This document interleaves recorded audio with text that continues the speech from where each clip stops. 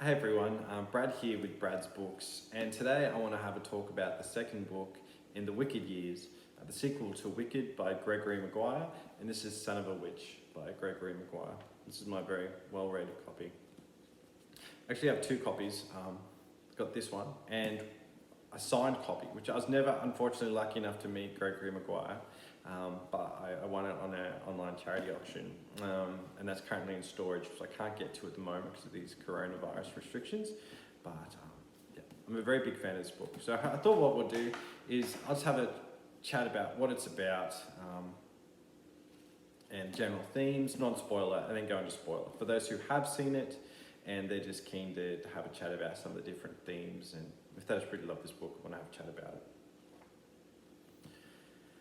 So in the first book, Wicked, we meet Elphaba, and at the end of it, she dies. That's a very quick little review of that first book. There's a whole lot in the middle of it, but one of the points, Elphaba, is in after the death of Fiyero. She goes to one of the mortuaries, basically becomes a mort, and she's in a period where she's quite up and down and not quite lucid. I can't remember if she was in a coma or not, but when she wakes up and she comes lucid again, there is Liir, this boy, and Elphaba's not sure if Liir is her son or not. So Liir follows Elphaba and she leaves the mortuary to go to Kiamo, the castle where Fiyero and his family currently live. So this little boy Liir, who doesn't have green skin, doesn't feel he's magical or powerful like Elphaba, who may be his mother, and doesn't feel any maternal affection from her whatsoever. She does look out for him. She makes sure he's fed. She's protective of him. One of the children hurt him, and I'm pretty sure Elphaba gets some pretty exact retribution for that one. But he's not built up to follow in her footsteps. He's not given that mentorship or guidance. He's simply there. He's also not sure if he's related through a potential father, Fiyero, to Noor and her brothers. So they could potentially be half brothers and sisters. And once again, while they can be somewhat kind to him, and life's not as tough as Liir finds it later on in life out on the road, he's not really welcomed or treated, or his confidence and his is never grown, or he's never nurtured, basically. He's never trained, he's never nurtured. So death of Elphaba at the end of the book, and Noor being thrown into South Stairs, a prison in Oz. Suddenly Liir has all this response. Liir, sorry, I keep saying Liir. I read the book a long time before I listened to the audiobook. So suddenly Liir has all this responsibility that not only does he potentially have to step into the witch's shadow and onto her broom, but he also has to go find Noor down the South Stairs, and he does it he does it capably, but Liir's whole life reflects back on the fact that he wasn't nurtured and he wasn't loved and supported, and he's just trying to find a place in society. So that's really where we get into a Son of a Witch. We have the white-skinned, he's not green, man who may have a touch of Elphaba within him, who feels lost, confused, and disconnected. And that can be quite a dangerous place to be. I think if Liir only knew if Elphaba was his mother or not, life would be a whole lot easier. See, there are characters in here, Glinda, Nanny from the first books, Kiamo, there's one of the generals, and the name's on the tip of my tongue. So Liir wants to find connection, he wants to find Noor, and he wants to really know if he can exist within the Elphaba's shadow. So this book's great. It's got, we follow Liir's journey. We look at the political landscape of Oz and how it's changed since the first book. We have Glinda, who's in charge of government. We have the Scarecrow, who may be introduced, and some other surprising twists and turns with characters from the first book that may not be fully expected. We have some developments in here. We have some queer developments in here. So I don't want to give away spoilers, but it's quite nice and it's quite natural, and it really serves the book really well and our characters. And I think overall it's just a really great read, and I would thoroughly recommend it. So, I'm going for 5 minutes here. This book follows the life of Liir, a boy growing up into a man who feels left behind, inadequate, and is struggling to find a place in society. But he's also left alone. So his place in society is taking him to places that Elphaba would never have tread. And he has to do things that Elphaba would never have done. But he needs to stay alive. He needs to try and find connection with his family. And he needs to really find himself. So, great book. If you haven't read it, I'd recommend that you go read it right now. Hi everyone, so I'm sitting here in the middle of town here in Albury, and yeah, I'm waiting for some photos to get developed. Now I know it sounds very hipster, but like actual film photos from an instant camera that I bought 12 years ago. Roughly 12 years ago, I think, and I just never got it developed. So fingers crossed that actually some photos do develop, because it would be a nice little time capsule. I thought I was going to have to send them away in the mail, but there's a shop here in Albury that does them in like 2 hours. So I'm just like fingers crossed, waiting quite nervously to see what happens. Yeah, beautiful summer's day here. I think it's the 29th of December, 2020 at the moment. I just bought, sorry to check your camera. Yeah, I'm about halfway through Son of a Witch, and I went onto iTunes and I saw a review I did. I'm the only one who's reviewed the audiobook 10 years ago, and I was saying how much of a great book it is. I'll find it and I'll read it out to you because I'm filming off my camera on my phone at the moment. But God, I love this book. I really love this book. I love the character of Liir and just the world that's created. So I think it's a nearly perfect book. So I was giving away my opinions on it, but I'll talk about it a little bit later on. But for now, I'll just take in the lovely sun and the sights and sounds here in Albury. As an eager reader and nowhere near a critic of novels, I can only speak of Son of a Witch as cannot put down excellent reading. This novel follows the story of Liir, the witch's possible son, and his trials as he goes from boyhood, living in the witch's history, into making one of his own. The world of Oz is explored and built upon, and this audio novel, you hear the characters such as Glinda, Liir, Chistry, Mother Yackle come alive just as well in your own mind when you're reading the book. This version of the novel in audio form is great listening and a must for any fan of Wicked or anyone interested in relationships we form as people and just how different they really are. Another great bonus is the interview. Gregory Maguire is an awesome extra at the end. All right, I'm not having much luck filming today. I lost a great part of it a few times, and yeah, so here we go again. Just for this first part, I adore this book. And as I said at the park and in my review from 10 years ago, which is only on the Australian store, so you might not be able to find it, I think it's really great. And why do I think it's great? I just really, I always, especially when I was a lot younger, identified with Liir.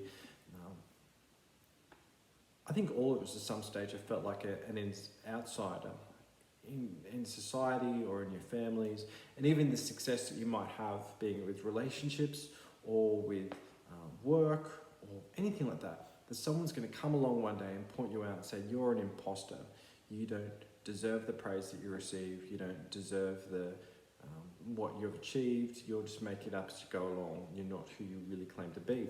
And Liir, from day one, there's just been doubt over his whole head. Doubt about who he's related to, doubt about magic, doubt about his skills and abilities, to a point where he recognises that he pretty much has no family, that he's got no power and no ability and no skill, and yet he still steps up and he takes on these roles of going into Southstairs, risking his life, risking imprisonment forever to find more. And she didn't give him love, and she was quite young at the time, yes, but love or support or that family.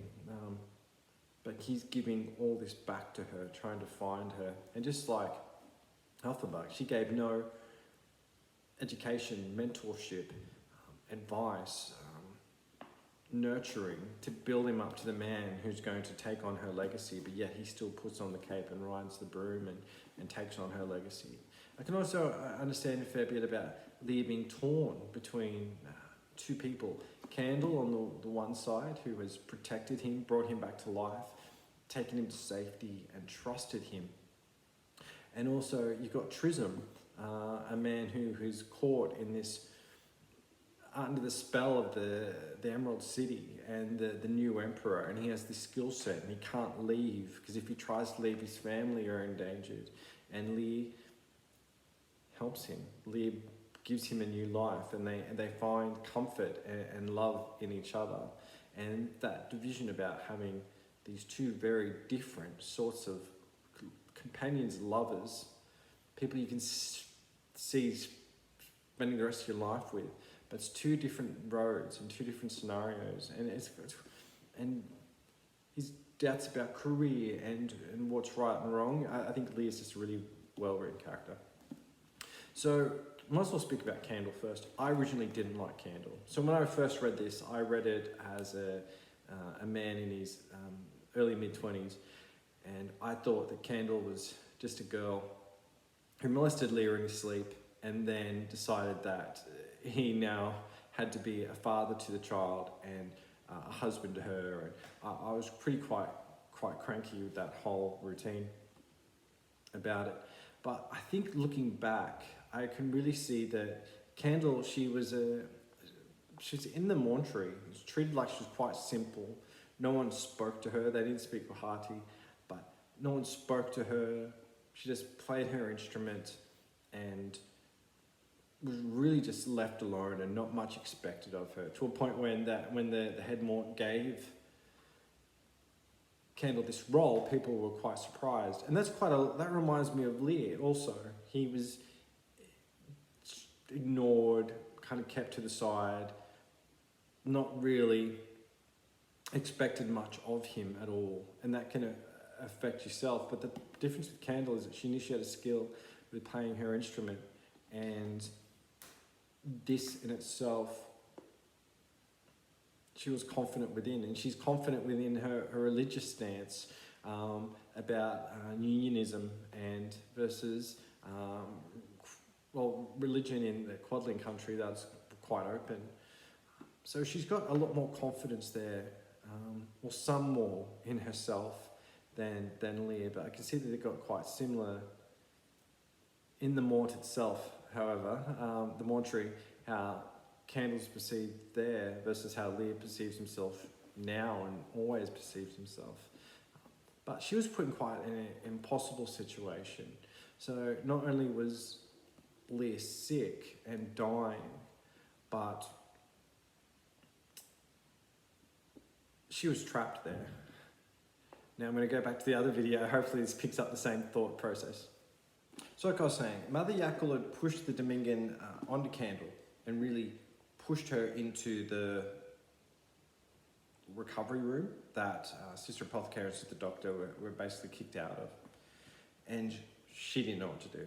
She just played the Dominican, thought about the present, and was able to call him back to life. And she was really trapped in this room, and she wasn't allowed to leave. I'm pretty sure it was Mother Yakel who was at the doors there trying to stop her from leaving. So this boy's about to die, and she's trying to wave for help because he's dying, and she takes off her nightdress, and she goes and she waves out the window as a flag to try and get help, because she knows that she doesn't have any sort of ability within her to save this man. And no one comes to her help. She's trapped, she's left, he's dying, and she makes love to him. And Mother Yakel goes on to say that what makes the milk that boys can make, or whatever. And he comes back to life through her connection with him, through the Dominican, physical connection, and he comes back, and then they're put into mortal danger, and she has to take him from the mortuary out to this farm in the middle of nowhere. And she never makes him promise anything. She says, "It is what it is. Do you intend to stay? If so, just let me know. Or if you want to leave, that's fine, let me know. I can do this fine here by myself. I can get through the winter. Just let me know what your intentions are." And Liir, who's really is attracted to this woman, he cares for her, and he sees the first opportunity where he might be treated like a member of a family, especially when he's running from so much. But Kendall is a quadling, so he's trying to make up for hopefully the girl was thrown into the river, but the young girl has grown up to be Kendall somehow, even though the times don't work out, and that he can some sort of protect her and redeem himself, or at least try and like quiet the horror of that night. So, and then when Kendall goes on to say that I'm pregnant, and Liir flies off the handle, and he gets very emotional and annoyed and upset and quite attacking of her, and that's where she says, "It's yours." And he doesn't believe her, which makes sense. But so, all in all, I think that I've gone back on Kendall. I don't think that she's this scheming seductress who has tied Liir down, even though he goes on to meet Trism. I think that she's a girl who was thrown into an impossible situation, expected to do the impossible, and had Mother Yakel and the Superior Mort all really just kind of pulling the wires, and that she was just kind of victim to the whole situation. So I like Kendall. And at the end there, when Rain's born, she can see the present. So I can't remember how the last book ends. So I can't remember what happens with Liir and Kendall and Trism, etc., etc. So I'm going to go read that one next. It's been too long. But she leaves the goat, and she basically saves Liir, saves Rain, and she's done so much for what's been expected of her. And I can't wait to find out again what happened to her, and I hope that it's good. Yes, so I like Kendall. I think she's pretty good. Trism, I think Trism's a pretty good character. The good thing about it is that he's not written as a fantasy boyfriend, if you know what I mean. Like he's a soldier. Yeah, he's got a little bit of rank about him. A little bit of rank, and he's a very junior officer, but he's dealing with quite some stressful things. These dragons that are trained to, well, he was training them not to kill people, but to be a show of might. But now they're going around scraping people's faces off, and he has to deal with that. And he runs into Liir, and he was initially going to kill him, but I think there was I don't know if the attraction was there at the moment. They remembered each other, and but it was always just in passing. But then when they went and killed the dragons, we find out that Trism was coming from like a kind of working class family and built himself up. And he would leave, but now he can't, because the dragon's this massive military force, and that he's one of the only ones who can train them. So he's really tied in for life. And Liir offers him that Liir has rebelled, that Liir has left, and offers him another chance at life, a new life, without the consequences of his family being tortured and killed or thrown in South Stairs. And he takes it. And when they go to the Resting Arms Hotel that night, and they're just both, getting about in their overshirts, and this kind of passion takes them over. And there's the two of them that they're all they have in that moment. Kind of giving him a bit of freedom and release. And a few days later, when they're back at the mortuary, I think Liir kisses Trism, and Trism says, "I'm back home," something, I can't remember the exact lines, but we don't normally do that. But they do that together. And their time together is a lot shorter than I remembered. And then when Liir gives up his power to Trism, gives up his broom, but the broom's non-responsive. Only Liir and his magic really can handle the broom. Well, that's my interpretation of it. Not that Yakul's given the broom permission. We do find out that Liir is Elphaba's son. I believe he's got a bit of magic about him. Definitely when he passes on to his daughter, but also when he releases Princess Nastoya from her human elephant form. And Liir has to leave. And I think it's interesting. So once again, seeing I've revised my views on Candle, when he gets back to the farm, and it's a very masculine sort of mindset. I can imagine his way of thinking very easily. He sees Candle. She sees that she is safe, that she's walking around. Yes, she's surrounded by Nastoya's people, but she's safe and well. And he says straight away, how's Trism? And Candle says, that's the first thing you ask about. And he's like, I can see you're safe and well. How's Trism? And I think that it's hard. It's this pull within Liir. He's always been, I'm either Elphaba's and Nor's family or I'm not. I'm either magical or I'm not. I want to find Nor. I need to survive. I can join the military and really getting into it. He's pulled left, front and center. And now I'm either Candle's basically husband or I'm Trism's. He's got this pull left, right and center. In his youth, he was kind of neglected and left alone so much where his thoughts and actions weren't really seen as that kind of consequential. And now he's getting pulled left, right and center. Is he Candle's? Is he Trism's? Is he a part of the bird conference? Is he Elphaba's? Is he Nor's? Is he a military man? Is he a witch? It's all, he's getting pulled left, right and center. So I was always very, very frustrated. Not in a bad way, but it's just from the book. But I've always wanted to know what happened between Trism and Candle. And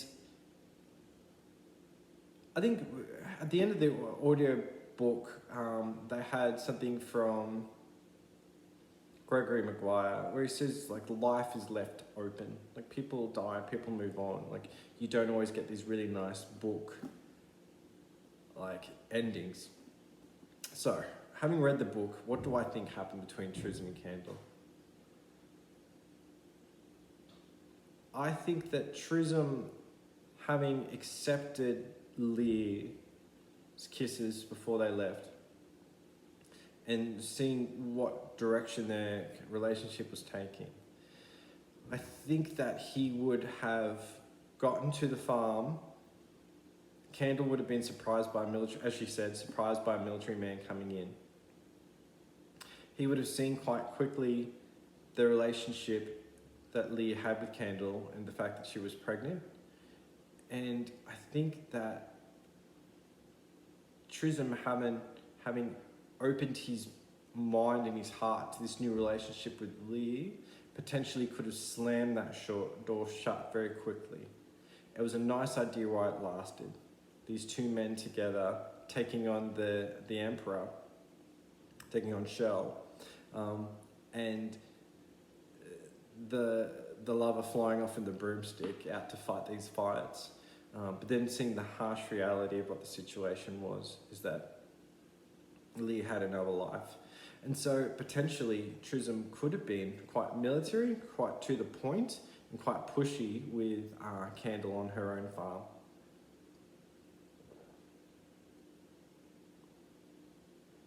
I don't personally think that Trism fell in love with Candle, that had this any sort of relationship.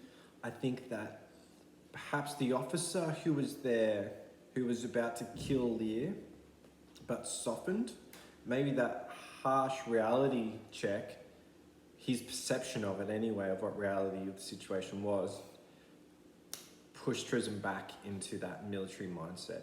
Not that he was violent or anything with Candle, but he was the military man again, because it was somehow perhaps known and safe. So that's my interpretation. I could be completely wrong, and I've got to read through the other two books to confirm if it's actually been mentioned. I just, at the moment, I can't remember. So, which I'm very, very excited about because I get to read it all again and find out all again. I read through the last book in this series, Out of Oz, so quickly. The day that it got delivered, I got it on my iPad, I think. I just sped through it and I was so satisfied and happy. But it's one of those things where I need to go back and revisit it. So very happy with Trism and Liir, very happy with Trism and Candle. Princess Nastoya, she's very interesting. That's what I like about Gregory Maguire's books. He's got the fairy tale aspect of here's this princess who's trapped in an elephant's body, and then she smells of like terrible, and there's this other like fairy tale thing that's happening, and they've pissed themselves. Like he really undercuts the moment to highlight it, and I think that's really, really awesome. I really like that Liir was able to help her, and when he kind of accepted himself and his abilities and who he is, he was able to help her out at the end of her life, and then her neck snapped. I always liked the mortuary. I really liked it when the Superior Mort, she and Sister Apothecary, Sister Doctor, Sister Cook, they all had that meeting with all the young novice morts, and they formed the council of basically it was the maid, the mother and the crone, but in terms of ages. And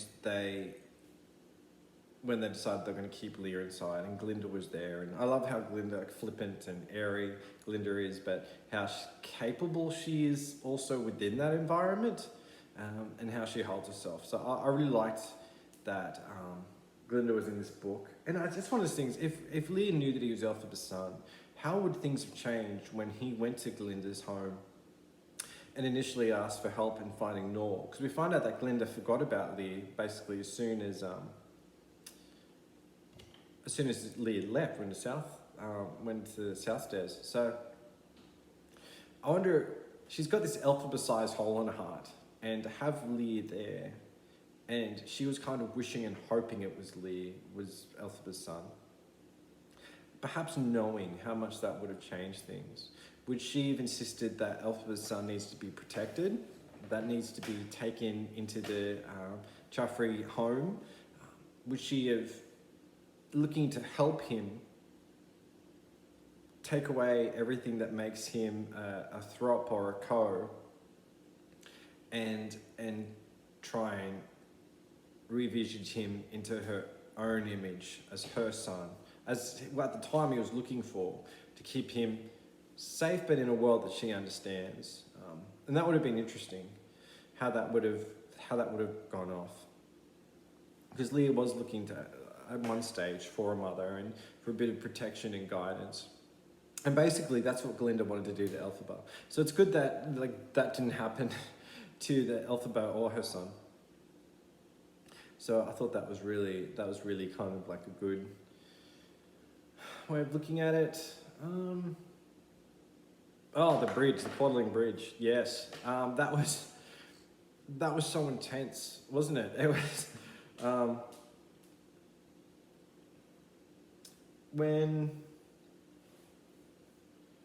because originally this job being in the military was only going to give him food and shelter while he continued to try and find Nor. She wasn't in South Stairs. He'd just flown out of South Stairs, a place he was never meant to get out of, and yet he goes and just joins the military, and he head down, bum up, quiet, is really kind of taken on board, and this sense of belonging. He's young, he wants to belong, and he gets to a point where this military, well, the home guard, becomes his world, to a point where he doesn't take leave.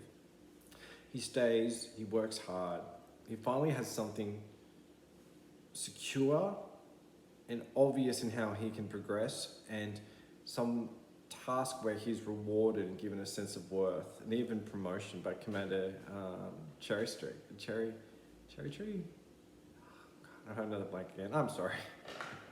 Cherry Stone. So it builds. Yeah, this is perfect. I have position. I have routine. I have feedback. I have everything I never had when I was a child. And then he, in his mind, explains to the other people in his troop that what they're doing is required. And he even, Cherrystone's words come through Liir, like, oh, they'll be safe, they'll be fine, it's required, not here to think, you're here to do a task, it's an order. His complete faith in the Emerald City and the Emperor and Cherrystone. And this horrific act takes place. And that scene with the little girl where she's thrown into the river, and we're not given any sort of idea if she was eaten by a crocodile or drowned or anything like that. And Liir goes back to find that they've really been set up to take the fall for this.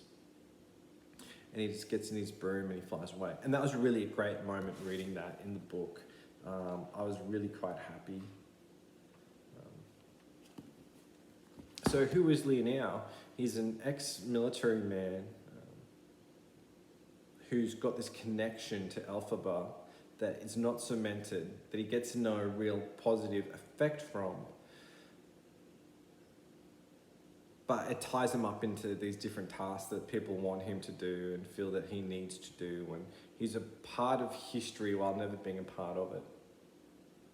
So it becomes part of history when he kills the dragons with Trism and writes, Liir, son of Elphaba. And then suddenly he's wanted. They're after him because he killed the dragons, yes. But also now there's another wicked person that the government can throw the attention onto. This is the bad guy. Don't worry about Quadling Country and the bridge. Look at this guy on a broom. So I thought that was pretty excellent and pretty well done. So much to talk about. Yep, the conference with the birds. I really like that part because he belongs in the sky, and he's a part of Elphaba. And this is what Elphaba would have done. And even though he still uses his mother's image to write in the sky and the birds flock into the sign of the Wicked Witch, to this uprising, Elphaba lives. Something that Nora herself, we find out, has been writing on the brick walls. Shell. I think it's the rise of Shell. And I wonder what would have happened if Liir, because Liir mentions when he's in South Stairs with Shell, mentioning that he might, like, he's related to like the Wicked Witches, etc., etc. I wonder how Shell would have reacted to that.